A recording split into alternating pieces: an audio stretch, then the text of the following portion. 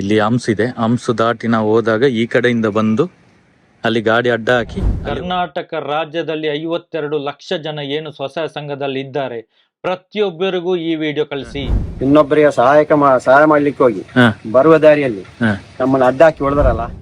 ನೀವು ವಾರ ವಾರ ಕಲೆಕ್ಷನ್ ಮಾಡುವಾಗಿಲ್ಲ, ಅದು ಅಪಪ್ರಚಾರಣ. ನೀವು ಹೊಡಿಲಿಕ್ಕೆ ಬಡಿಲಿಕ್ಕೆ ಯಾರು ಬಂದಿದ್ದಾರ ಅವರಿಗೆ ನನಗೆ ನಾಲ್ದು ಮಂಗಳವಾರದ ಒಳಗಡೆ ಗಾಡಿಗೆ ಹಿಂದೆಯಿಂದ ಬೆನ್ನಟ್ಟಿಕೊಂಡು ಒಂದು ಬೈಕ್ ಒಂದು ಬಂದು ಸುಳ್ಳು ಕಂಪ್ಲೇಂಟ್ ಮಾಡಿ ಹಾಸ್ಪಿಟಲ್ ಮಲಗಿ ಹೆಂಗಸು ಇನ್ನು ಅಲ್ಲಿಂದ ಮಲಗಿದಲ್ಲಿ ಹೇಳ್ಬಾರ್ದು, ಇಲ್ಲದ್ರೆ ಅವರ ಮಕ್ಕಳಿಗೆ ಸಿಗ್ಬೇಕು. ಈ ದೇವಸ್ಥಾನಕ್ಕೆ ಇಲ್ಲೇ ನನ್ನ ಬಟ್ಟೆ ಹರಿದದ್ದು, ಅದಕ್ಕೆ ನಾನು ಇಲ್ಲೇ ಬಂದು ಬಟ್ಟೆ ಹಾಕ್ಬೇಕಂದಲ್ಲಿ ಹರಿಕೆ ಹೊತ್ತಿದ್ದೇನೆ. ಈಗ ಇಲ್ಲಿಗೆ ಬಂದಿದ್ದೇನೆ. ಸೌಜನ್ಯ ತಮ್ಮ ದಯವಿಟ್ಟು ಹೊಡಿಬೇಡಿ ಅಂತ ಹೇಳಿದ ಕೂಡಲೇ ಯಾನೆ ಅಲ್ಪ ಅಂದು ಬಂತೆ ಹೆಂಗ ಅವಯ ದೇವಸ್ಥಾನ ಹೋದು ಬೀರ ಅವ ಇಂಗ್ಲಿಗೆ ಏರ್ ಬಂತೇನ ಅವಯ ದೇವಸ್ಥಾನ. ನಿಮ್ಮಿಂದಾಗಿ ನಮ್ಮ ಹೋರಾಟಕ್ಕೆ ಬಲ ಬಂತು, ನಿಮ್ಮಿಂದಾಗಿ.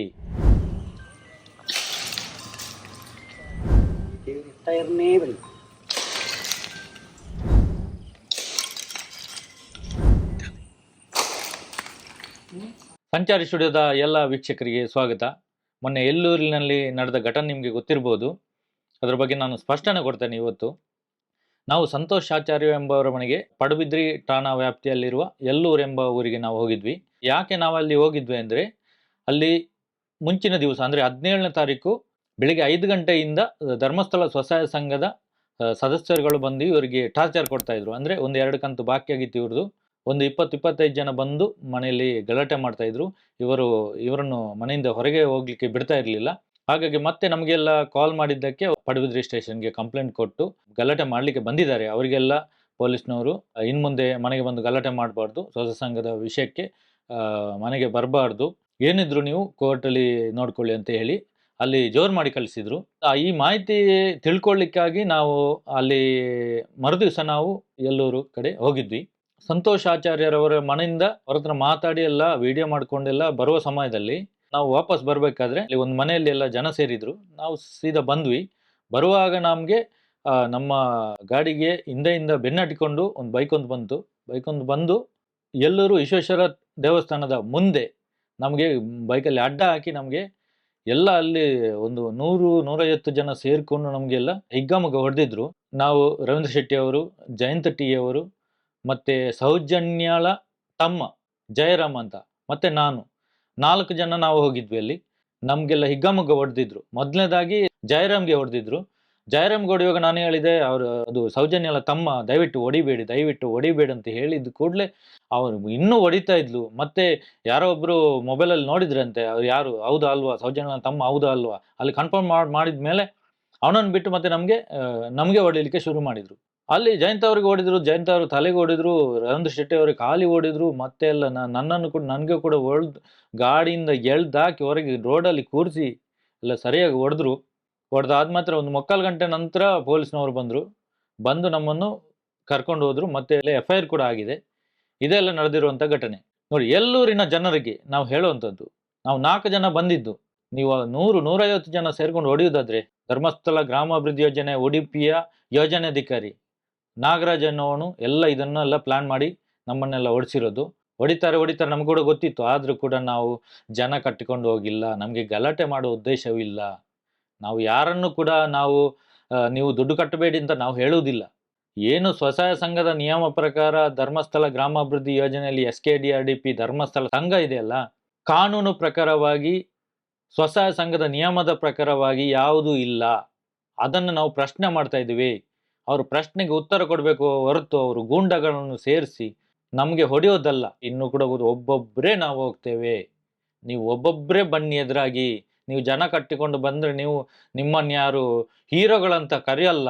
ಮತ್ತೆ ನಮ್ಮನ್ನಲ್ಲಿ ಪೊಲೀಸ್ನವರು ಪೊಲೀಸ್ ಸ್ಟೇಷನ್ಗೆ ಕರ್ಕೊಂಡು ಹೋದ್ರು. ಮತ್ತೆ ಅಲ್ಲಿ ನಮಗೆ ನಿಲ್ಲಿಕ್ಕಾಗ್ತಾ ಇರಲಿಲ್ಲ. ಅಲ್ಲಿ ನಾವು ಪೊಲೀಸ್ ಕಂಪ್ಲೇಂಟ್ ಕೊಟ್ಟು ಅಜ್ಜರಕಾಡು ಉಡುಪಿ ಸರ್ಕಾರಿ ಆಸ್ಪತ್ರೆಯಲ್ಲಿ ನಾವು ಅಡ್ಮಿಟ್ ಆದ್ವಿ. ನಾನು ತುಂಬ ಧನ್ಯವಾದ ಹೇಳ್ತೀನಿ ಉಡುಪಿ ಜಿಲ್ಲೆಯ SP ಅವರಿಗೆ ಮತ್ತು DC ಅವರಿಗೆ. ನಾವು ಆಸ್ಪತ್ರೆಯಲ್ಲಿರುವಾಗ ತುಂಬ 1,000 ಜನ ಬಂದು ನಮ್ಮನ್ನು ಭೇಟಿ ಮಾಡಿದ್ದಾರೆ, ನಮ್ಮ ಯೋಗಕ್ಷೇಮ ವಿಚಾರಿಸಿದ್ದಾರೆ. ಎಲ್ಲರಿಗೂ ಈ ಮೂಲಕ ನಾನು ಧನ್ಯವಾದ ಹೇಳ್ತಾ ಇದ್ದೀನಿ. ಪೊಲೀಸ್ನವರು ನಮಗೆ ತುಂಬ ಸಪೋರ್ಟ್ ಮಾಡಿದರು. ನಮಗೆ ಆಸ್ಪತ್ರೆಯಲ್ಲಿ ಇರುವಾಗ ಕೂಡ ನಮಗೆ ಒಂದು ಬಸ್ ಪೊಲೀಸ್ ಅವರು ಪ್ರೊಟೆಕ್ಷನ್ ಕೊಟ್ಟಿದ್ದಾರೆ. ಆಗಾಗ ಬಂದು ನಮ್ಮನ್ನೆಲ್ಲ ವಿಚಾರಿಸ್ತಾ ಇದ್ರು, ಏನಾದರೂ ಸಮಸ್ಯೆ ಆದರೆ ನಮ್ಗೆ ಕಾಲ್ ಮಾಡಿ.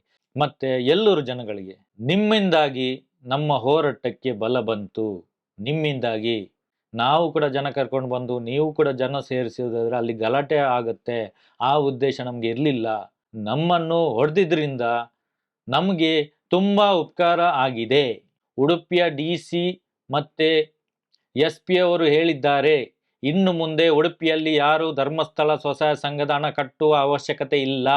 ಮನೆಗೆ ಬಂದು ಗಲಾಟೆ ಮಾಡಿದರೆ ಡೈರೆಕ್ಟಾಗಿ ನಮಗೆ ಫೋನ್ ಮಾಡಿ ವಾಟ್ಸಪ್ಪಲ್ಲಿ ಏನು ನೀವು ವಿಡಿಯೋ ಮಾಡಿ ನಮಗೆ ಕಳಿಸಿ ಅಂತ ಹೇಳಿದ್ದಾರೆ.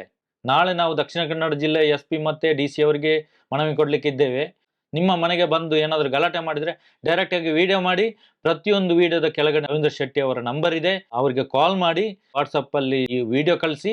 ನಿನ್ನೆ 20ನೇ ತಾರೀಕಿಗೆ ನಾವು ಮಧ್ಯಾಹ್ನ ಡಿಸ್ಚಾರ್ಜ್ ಆಗಿ ನಾವು ಪೊಲೀಸ್ ಸ್ಟೇಷನ್ಗೆ ಹೋಗಿ ನಮ್ಮ ಏನು ಸ್ಟೇಟ್ಮೆಂಟ್ ಎಲ್ಲ ಕೊಟ್ಟು ಮತ್ತು ಸ್ಥಳ ಮಹಜರಿಗೆ ಮಾಡಲಿಕ್ಕಾಗಿ ನಾವು ಅಲ್ಲಿ ಪೊಲೀಸ್ನವರ ಜೊತೆ ನಾವೇ 4 ಜನ ಅದೇ ಎಲ್ಲೂರಿನ ದೇವಸ್ಥಾನದ ಮುಂದೆ ಸ್ಥಳ ಮಹಜರಿಗೆ ನಿನ್ನೆ ಹೋಗಿದ್ದೇವೆ. ಎಲ್ಲೂರಿನ ಮಾತೋಬರ ಶ್ರೀ ವಿಶ್ವೇಶ್ವರ ದೇವಸ್ಥಾನ ತುಂಬ ಕಾರ್ಣಿಕ ಹೊಂದಿರುವ ದೇವಸ್ಥಾನ.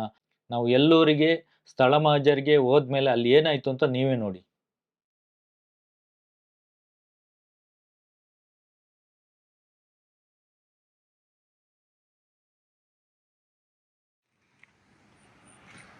ನೋಡಿ, ನಮಗೆ ಇದೇ ಜಾಗದಲ್ಲಿ ನಿನ್ನೆ ಹೊಡೆದಿದ್ದು. ಇವತ್ತು ಸ್ಥಳ ಮಹಜರಿಗೆ ನಾವು ಬಂದಿದ್ದೇವೆ. ಇದೇ ಜಾಗದಲ್ಲಿ ಇಲ್ಲಿ ಗಾಡಿ, ಇಲ್ಲಿ ಹಂಸ್ ಇದೆ. ಹಂಸು ದಾಟಿ ನಾವು ಹೋದಾಗ ಈ ಕಡೆಯಿಂದ ಬಂದು ಅಲ್ಲಿ ಗಾಡಿ ಅಡ್ಡ ಹಾಕಿ ಅಲ್ಲಿ ಹೊಡೆದಿದ್ದು ನಮಗೆ. ಇದೇ ಜಾಗದಲ್ಲಿ ತುಂಬ ಕಾರ್ಣಿಕ ಇರುವಂಥ ದೇವಸ್ಥಾನ ಅಂತ, ಅದಕ್ಕೆ ನಾವು ಇಲ್ಲಿ ಕೈ ಮುಗಿದುಕೊಂಡು ಹೋಗ್ಲಿಕ್ಕೆ ನಾವು ಇವತ್ತು ಬಂದಿದ್ದೇವೆ.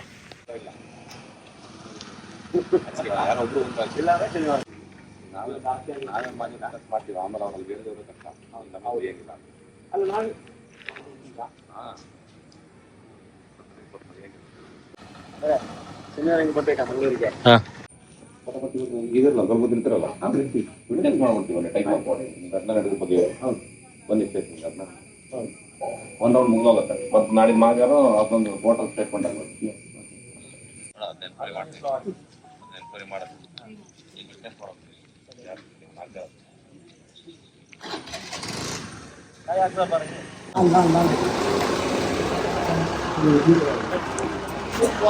ಕಾಯಿ ಉಂಟಲ್ಲ, ಕಾಯಿ ಹಿಂದೆಕಾಯಿ ನಾಲ್ಕು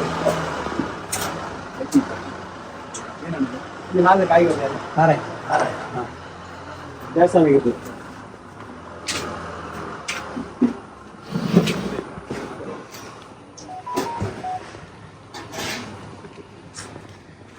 ಏನಕ್ಕೆ ಕಾಯಿ ಏನಕ್ಕೆ? ಈ ದೇವಸ್ಥಾನ ಮುಂದೆ ತಾನೇ ಆಗಿರೋದು. ಹೌದು. ನಾವೇನ ಇವರಿಗೆಲ್ಲ ಕೆಟ್ಟ ಪದವನ್ನು ಉಪಯೋಗಿಸಿ ಅಂತ ಹೇಳ್ಬಿಟ್ಟು ಇಲ್ಲಿ ಹೊಡೆದಿರ ಅಂತ ಹೇಳ್ತಾ ಇದಾರಲ್ಲ, ನಾವಂತ ಒಂದು ಪದವನ್ನೆಲ್ಲ ಉಪಯೋಗಿಸಿಲ್ಲ. ಅದೆಲ್ಲ ನಮಗೆ ಅನ್ಯಾಯವಾಗಿ ನಾವು ಯಾವುದೇ ತಪ್ಪು ಮಾಡದೆ ಇನ್ನೊಬ್ಬರಿಗೆ ಸಹಾಯ ಮಾಡ್ಲಿಕ್ಕೆ ಹೋಗಿ ಬರುವ ದಾರಿಯಲ್ಲಿ ನಮ್ಮನ್ನ ಅಡ್ಡಾಕಿ ಹೊಡೆದಾರಲ್ಲ, ಅವ್ರು ಈ ದೇವರಿಗೆ ಸತ್ಯ ಇದ್ರೆ ಈ ಭೂಮಿಯಲ್ಲಿ ಮುಂದಿನ ವರ್ಷ ಇದೇ ಟೈಮ್ ವರೆಗೂ ಇರಬಾರ್ದವ. ಅದಕ್ಕೋಸ್ಕರ ದೇವ್ರ ಕಾಯಿ ಹೊಡೆದು ಹೋಗ್ತಾರೆ. ನಮ್ಮವರ ಮೇಲೆ, ನಮ್ಮ ಹುಟ್ಟಿದವರ ಮೇಲೆ, 4 ಜನರ ಮೇಲೆ ಆರಾಣತಿಗೆಲ್ಲ ಮಾಡ್ಬಿಟ್ಟು ಅವ್ರು ಇರಬಾರ್ದು, ಇನ್ನೊಂದು ಈ ಭೂಮಿಯಲ್ಲಿ ಇರಬಾರ್ದು. ಅದಕ್ಕೋಸ್ಕರ ಕಾಯಿ ಹೊಡೆದು ಹೋಗ್ತಾರೆ. ಅದು ಈ ದೇವ್ರು ನೋಡ್ಕೊಳ್ಬೇಕು. ಹಾಸ್ಪಿಟಲ್ ಮಲಗಿದ್ದಾವೆ. ಹೌದು, ಅವ್ರ ಸತ್ಯ ಗೊತ್ತಾಗ್ಲಿ. ಅವಳಿಗೆ ನಾವೆಲ್ಲ ಮೈ ಮುಟ್ಟಿದೀವ ಅಲ್ಲ, ಮೈ ಮುಟ್ಟಿದೀವಿ, ಇಲ್ಲ ದುಡಿ ಹಾಕಿದೀವಿ, ಬೈದಿವಿ, ಅವ್ರಿಗೆ ಮಾತಾಡಿಸಿದಂತೆ ಏನಾದಿದ್ರೆ ಆ ಶಿಕ್ಷೆ ನಾವು ಅನುಭವಿಸ್ತೀವಿ. ಇದು ಯಾವುದನ್ನೂ ಮಾಡಿಲ್ಲ ನಾವು. ಅದಕ್ಕೋಸ್ಕರ ಅವಳಿಗೆ ಈ ಒಂದು ಗ್ರಾಮದ ಈ ಈಶ್ವರ ದೇವಸ್ಥಾನದನೆ ಆ ದೇವರು ಈಶ್ವರ ದೇವಸ್ಥಾನ ಕಾರ್ಣಿಕ ಇದೆ ಇಲ್ವಾ ಅಂತ ಗೊತ್ತಾಗಬೇಕು. ಹೌದು, ಎಲ್ಲ ಕಾನೂನಲ್ಲಿ ಆಗಲ್ಲ. ಒಂದಿಷ್ಟು ಆ ದೇವರ ಪರವಾಗುತ್ತೆ. ಅದೇ ತಾನೇ ಸೌಜನ್ಯ ಹೊರಗೆ ನಡೀತಾ ಇರೋದು. ಆ ಸತ್ಯ ಹೊರಗೆ ಬರ್ಬೇಕು. ಸೆಟ್ಟಿ ಸಿಕ್ಸಿ ಅವ ಪಂಕಜ್ ಸೆಟ್ಟಿ ಒಳ್ಳೆ ದೇವ್ರ ಒರಿಜಿನಲ್ ಓಕೆ ಎಲ್ಲ ಆಗಿಬಿಟ್ರೆ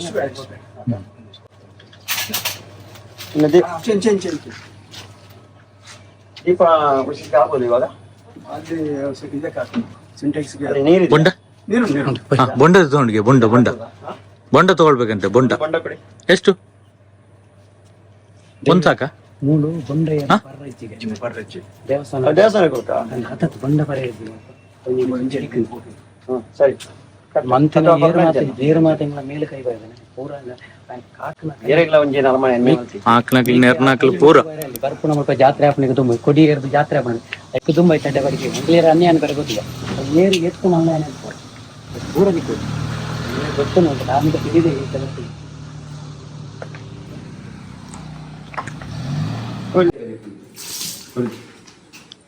ಜಯಂತಾರೆ ಅವ್ರೇನು ಹರಕೆ ಹೊತ್ಕೊಂಡಿದ್ದು, ಏನು ಹರಕೆ ಹೊತ್ಕೊಂಡಿದ್ದು ನೀವು? ನನಗೆ ಯಾರು ನಮ್ಗೆ ನಾವು 4 ಜನರಿಗೆ ಯಾರು ನಮ್ಗೆ ಹೊಡಿಲಿಕ್ಕೆ ಬಡಿಲಿಕ್ಕೆ ಯಾರು ಬಂದಿದ್ದಾರ ಅವರಿಗೆ ನನಗೆ 4 ಮಂಗಳವಾರದ ಒಳಗಡೆ ಅವ್ರು ಎಲ್ಲರೂ ಸಿಗ್ಬೇಕು. ಇಲ್ಲದ್ರೆ ಅವ್ರಿಗೆ ಏನಾದ್ರೂ ಅನಾಹುತ ಆಗ್ಬೇಕು. ಒಂದು ಮತ್ತೊಂದು ಆ ಹೆಂಗಸು ನಮಗೆ ಬಲಾತ್ಕಾರ ಮಾಡಿದ್ದೇವೆ ಅಂತೇಳಿ ಸುಳ್ಳು ಕಂಪ್ಲೇಂಟ್ ಮಾಡಿ ಹಾಸ್ಪಿಟಲ್ ಮಲಗಿ ಒಂದ ಹೆಂಗಸು ಇನ್ನು ಅಲ್ಲಿಂದ ಮಲಗಿದಲ್ಲಿ ಹೇಳ್ಬಾರ್ದು. ಇಲ್ಲದ್ರೆ ಅವರ ಮಕ್ಕಳಿಗೆ ಸಿಗ್ಬೇಕು, ಅನುಭವಿಸ್ಬೇಕು. ನಾನು ಮಾಡಿದ ಸರ್ವ ತಪ್ಪಾಯ್ತು ಅಂತ ಹೇಳಿ ಅವ್ರು ಕೊಟ್ಟಂತ ಕಂಪ್ಲೇಂಟ್ ಅನ್ನು ರಿಟರ್ನ್ ತೆಗಿಬೇಕು. ಇಲ್ಲದ್ರೆ ಆ ದೇವರ ಅವಳ ಮಕ್ಕಳಿಗೆ ಶಿಕ್ಷೆ ಕೊಡ್ಬೇಕು. ನಾವು ಹೇಳೋದು ಇಷ್ಟೇ, ಬೇರೆ ಏನು ಮಾಡೋದು ಹೇಳಿದ್ರು. ಈಗ ನೀವೇನು ಬಟ್ಟೆ ಹಾಕುದಿಲ್ಲ ಅಂತ ಹೇಳಿದ್ರೆ ಬಟ್ಟೆ ಹಾಕ್ಬೇಕಾದ್ರೆ ನನಗೆ ಈ ದೇವಸ್ಥಾನಕ್ಕೆ ಇಲ್ಲೇ ನನ್ನ ಬಟ್ಟೆ ಹರಿದದ್ದು, ಅದಕ್ಕೆ ನಾನು ಇಲ್ಲೇ ಬಂದು ಬಟ್ಟೆ ಹಾಕ್ಬೇಕಂದಲ್ಲಿ ಹರಿಕೆ ಹೊತ್ತಿದ್ದೇನೆ. ಅದಕ್ಕೆ ಈಗ ಇಲ್ಲಿಗೆ ಬಂದಿದ್ದೇನೆ, ಇಲ್ಲಿ ನಾನು ಬಟ್ಟೆ ಹಾಕ್ತೇನೆ. ಇಲ್ಲದ್ರೆ ಬಟ್ಟೆ ಹಾಕುದಿಲ್ಲ. 3 ದಿವಸದಿಂದ ಬಟ್ಟೆ ಹಾಕ್ಲಿಲ್ಲ ನೀವು? ಇಲ್ಲ, ಮೊನ್ನೆಯಿಂದ ಬಟ್ಟೆ ಹಾಕ್ಲಿಲ್ಲ. ಇವತ್ತು ಇಲ್ಲೇ ಹಾಕ್ತೇನೆ. ಯಾಕಂದ್ರೆ ಇದರ ಏನು ತಪ್ಪು ಮಾಡಿದಾರೆ ಅದೆಲ್ಲ ಅವ್ರಿಗೆ ಸಿಗ್ಬೇಕು, ಅನುಭವಿಸಲೇಬೇಕು. ನಮ್ಮಲ್ಲಿ ಒಂದು ಮಾತಾಡ್ಲಿಕ್ಕೆ ಬಿಡದೆ ಇಗ್ಗಾ ಮುಗ್ಗಿ ನಾವ್ ಏನು ದೂರ ಕೊಟ್ಟ 100ಕ್ಕೆ 100 ಸತ್ಯ. ಇಗ್ಗಾ ಮುಗ್ಗಿ ಹೊಡಿದ್ದಾರೆ, ಮಾತಾಡ್ಸಿ ಬಿಡ್ತಾ ಇರಲ್ಲ. ನಮ್ಮ ತಲೆಗೆ ಹೊಡೆದಿಲ್ಲ, ಯಾರು ಹೇಳ್ತಾರೆ ತಲೆಗೆ ಹೊಡೆದಿಲ್ಲ, ತಲೆಗೆ ಹೊಡೆದಿದ್ದಾರೆ ಅವ್ರು ಹೊಡೆದಿಲ್ಲ. ಅದೇ ರೀತಿಯಲ್ಲಿ ಸೌಜಿನ ತಮ್ಮನಿಗೆ ಮೊದಲು ಅವನಿಗೆ ಹೊಡೆದಿಲ್ಲ, ನಾವು ಎಳೆದಿರ್ತಾ ಇದ್ದೀವಿ. ಕರೆ ಒಳಗೆ ಕರ್ಕೊಳ್ತೇವೆ, ಗಾಡಿಯಿಂದ ಬಿಡ್ತಾ ಇರಲ್ಲ, ಗಾಡಿ ಡ್ಯಾಮೇಜ್ ಮಾಡಿದ್ದಾರೆ. ಆ ನಂತರ ಸಂತೋಷ್ ಒಟ್ಟಿಗಿದ್ದ ಸಂತೋಷ್ ಅವರ ಹೊಟ್ಟೆಪಾಡಿಗೆ ಅವ್ರು ಕೆಲಸ ಮಾಡ್ತಾ ಇದ್ದಾರೆ. ಅವ್ರು ಹೇಳಿದ್ರು, ಇವಾಗ ಹೇಳ್ತೀನಿ, ಆ ಒಂದು ಮನೆಗೆ ಹೋಗಿರೋದು ಕಾನೂನು ಚೌಕಟ್ಟಲ್ಲಿ ಎಲ್ಲಾ ಪೇಪರ್ ಸರಿ ಇದ್ರೆ ನೀವು ಎಷ್ಟು ದುಡ್ಡು ಕಟ್ಟಲಿಕ್ಕೆ ನಾವು ಕಟ್ಟಿಸ್ತೀವಿ ಅಂತ ಹೇಳಿದ್ರು. ಅದು ಮಾತ್ರ ಸತ್ಯ, ಅದು ಎಲ್ಲಾ ಕಡೆ ಹೇಳ್ತಾ ಇರೋದು. ಅದನ್ನ ಹೇಳಿ ಹೊರಗೆ ಬಂದು ಇಲ್ಲಿ ಅಲ್ಲಿಂದ 1 ಕಿಲೋಮೀಟರ್ 1-2 ಕಿಲೋಮೀಟರ್ ಮಧ್ಯದಲ್ಲಿ ಬರುವತ್ತಿಗೆ ಇವರು ಅಟ್ಯಾಕ್ ಮಾಡಿದ್ರಲ್ಲ, ಈ ಏನಂತೇಳಿ ನೀಚರು. ಅದಕ್ಕೆ ಇವತ್ತು ಯಾರು ಇಲ್ಲ. ಎಲ್ಲರಿಗೆ ಬಂದಿದೀವಿ, ಆ ದೇವಸ್ಥಾನ ಬಂದಿದೀವಿ. ಏನ್ ನಮ್ಮ ರವೀಂದ್ರ ಶೆಟ್ಟಿ ಅವರು ಬಟ್ಟೆ ಹಾಕಲ್ಲ ಅಂತ ಹೇಳೋರು ಇವತ್ತಿನ ಪೂಜೆ ಮುಗಿಸಿ ನಾವು ಹೋಗ್ತಾ ಇರೋದು. ಆ ಕಾಯಿ ಹೊಡೆದು ಹೋಗ್ತೀವಿ. ಆ ನೆಲದಲ್ಲಿ ಆ ದೇವರು ಇವ್ರನ್ನ ಇಡ್ಬೇಕು ಇಡಬೇಡ ಅಂತ ಅವರೇ ತೀರ್ಮಾನ ಮಾಡಿದ್ವಿ. ನಾವೊಬ್ಬರ ರಶಿಗೆ ಹೋಗಿರೋದು. ಸೌಜನ್ಯ ಒಂದು ಹೆಣ್ಣು ಮಗಳ ಮಗಳಿಗೆ ಯಾವ ಧರ್ಮಸ್ಥಳಕ್ಕೆ ಆಗಿರುವ ಅನ್ಯಾಯ ವಿರುದ್ಧ ನಾವು ಹೋಗಿರೋದು. ಅಂತವ್ರು ಇರಬಾರ್ದು ಭೂಮಿಯಲ್ಲಿ. 1-2 ಹೆಣ್ಣು ಮಕ್ಕಳನ್ನ ಧರ್ಮಸ್ಥಳ ಸಾಯಿಸಿರೋದು. ಅಂತವರಿಗೆ ಶಿಕ್ಷೆ ಆಗ್ಲೇಬೇಕೆಂಬ ಉದ್ದೇಶದಿಂದ ಈ ಪೂಜೆಯಲ್ಲಿ ನಡೀತಾ ಇರೋದು. ಆಗ್ಲೇಬೇಕು, ಅದಕ್ಕೋಸ್ಕರ ನಾವು ಮುಂದೆ.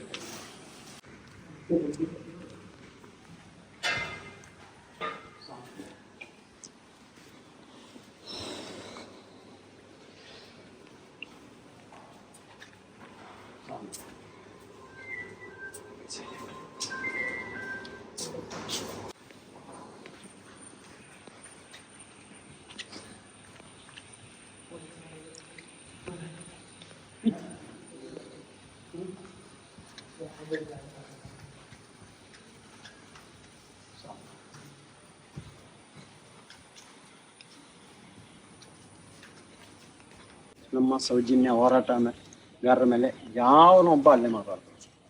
ಸತ್ಯ ನ್ಯಾಯಕ್ಕೋಸ್ಕರ ಹೋರಾಟ ಮಾಡ್ತಾ ಇದ್ದೀವಿ. ನಾವು ಹೇಳ್ತಾ ಇರೋದು ಸತ್ಯ. ನನ್ನೊಂದಿಗೆ ಬಂದು ಎಲ್ಲರೂ ದೇವಸ್ಥಾನ ಪಕ್ಕದಲ್ಲಿ ನಮ್ಮವರ ಮೇಲೆ ಕೈ ಹಾಕಿದ ಯಾರು ಮುಂದಿನ ಈ ಸಂದರ್ಭದವರು ಈ ಭೂಮಿಯಲ್ಲಿ ಇರಬಾರ್ದು. ಎಲ್ಲಾದರೂ ಹೋಗಿ ಇನ್ನೊಬ್ಬರ ಮಣ್ಣು ಇಟ್ಟಿರ್ನಿಲ್ಲ. ಹೌದು, ಎಲ್ಲಾದರೂ ಬದುಕಿ ನೀವು. ಇನ್ನು ನಾವು ಮಾಡ್ತಾ ಇರುವ ಸತ್ಯದಾರಿಯ ಹೋರಾಟಕ್ಕೆ ಯಾರು ತಡೆಯಬಾರ್ದು. ಅದಕ್ಕೋಸ್ಕರ ಈ ತಾಯಿ ನಾವು ಹೋಗ್ತಾ ಇದ್ದೀವಿ.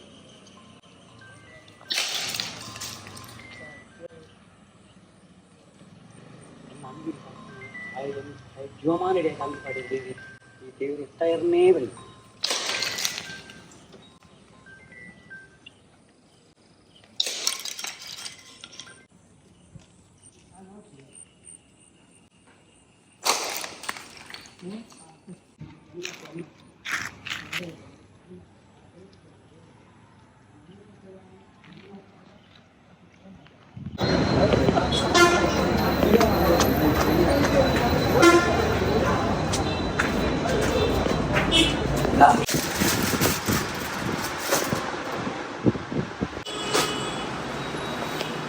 ಯಾನೇ ಅಲ್ಪ ಅಂದು ಬಂತೆ ಹೆಂಗ ಅವೇ ದೇವಸ್ಥಾನ ಬೋದು ಬೀರ ಇಂಗ್ಲಿಗೆ ಏರ್ ಬಂತೇರಾ ಅವೇ ದೇವಸ್ಥಾನ ಬೋದು ಸಾರಾಯ ಹಾಕದೆ 5 ಕ್ಯಾನ್ ಅಂಗಿ ಬಾಡೆ ಬಂದಿತ್ತೆ ಗೈನೆ ಮಲ್ತು ಬರ್ತೀನಿ ಅಕ್ಕಳಿಗೆ ಅವು ಏರು ಮಲ್ತೇನೆ ಕಲಿತಿಕ್ಕೊಂಡು ಇದು ನಡೆದಿರುವಂಥ ಘಟನೆ. ಹಾಗಾಗಿ ಯಾರು ಕೂಡ ಧರ್ಮಸ್ಥಳ ಸ್ವಸಹಾಯ ಸಂಘದ ಹಣ ಕಟ್ಟುವ ಅವಶ್ಯಕತೆ ಇಲ್ಲ. ಅದಕ್ಕೆ ಯಾವುದೇ ಡಾಕ್ಯುಮೆಂಟ್ ಇಲ್ಲ.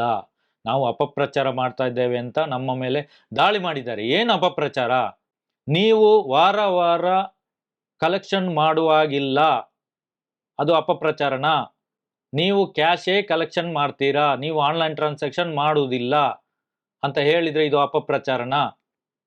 ನೀವು PRK ಜಿಯೋ ಭದ್ರತೆ ಅಂತ 1,00,000ಕ್ಕೆ 1,000 ರೂಪಾಯಿ ಕಲೆಕ್ಷನ್ ಮಾಡ್ತೀರಾ. 1 ವರ್ಷದಲ್ಲಿ ಅಂದಾಜು ಪ್ರಕಾರ 400 ಕೋಟಿ ರೂಪಾಯಿ ನೀವು PRK ಅಂತ ಕಲೆಕ್ಷನ್ ಮಾಡ್ತೀರಾ. ಇದರ ದಾಖಲೆ ತೋರಿಸಿ ಅಂತ ಕೇಳಿದರೆ ಇದು ಅಪಪ್ರಚಾರನ? ನಮಗೆ ಸ್ವಸಹಾಯ ಸಂಘದ ಬ್ಯಾಂಕ್ ಪಾಸ್ ಪುಸ್ತಕ ಕೊಡಿ ಅಂತ ಕೇಳಿದರೆ ಇದು ಅಪಪ್ರಚಾರನ?